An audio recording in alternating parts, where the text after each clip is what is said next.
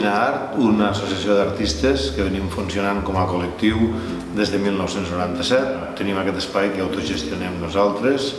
En aquest espai nosaltres hi oferim un programa d'entre 8 i 10 exposicions anuals, en el qual hi ha exposicions d'artistes vinculats a aquest col·lectiu i d'altres vegades venen gent d'altres col·lectius o d'altres espais europeus que funcionen més o menys com el nostre. A part d'estar associats al nostre col·lectiu, estem a Cannibalopox, que Cannibalopox és un espai que realment es diu Xarxa d'Espais de Creació Contemporània Europea, que aplega gent de Lituània, de Polònia, d'Alemanya, de França, de Portugal i d'aquí. Amb aquesta gent normalment fem intercanvis, ells venen a exposar aquí, nosaltres anem a exposar a fora i a més d'altres artistes joves també poden exposar aquí al nostre espai.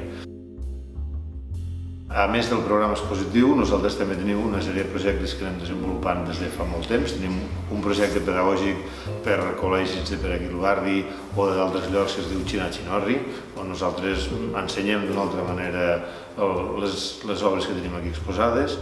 Tenim un altre projecte que es diu Rutes, que nosaltres fem rutes, per exemple, aquí a Sant Pau del Camp, o podem anar al Museu Picasso, o donant voltes per intentar relacionar les exposicions que tenim aquí i les exposicions que tenim fora. A més, tenim un festival de performance que es diu Houdini Performance Festival, que realitzem un cop cada any.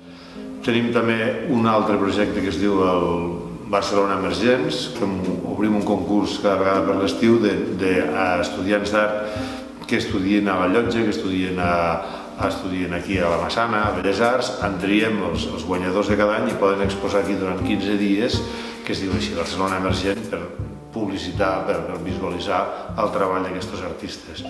A més, tenim més projectes. La Xina Sona és un projecte musical que anem fent des de fa temps. Amb aquest projecte, cada inauguració hi ha un petit concert que pot abarcar des del jazz, el flamenco, la música clàssica, la música més experimental. A més d'aquests projectes, tenim un altre projecte important que és la Conchinchina, que és una revista d'arts i assajos que intenta aplegar totes aquestes activitats.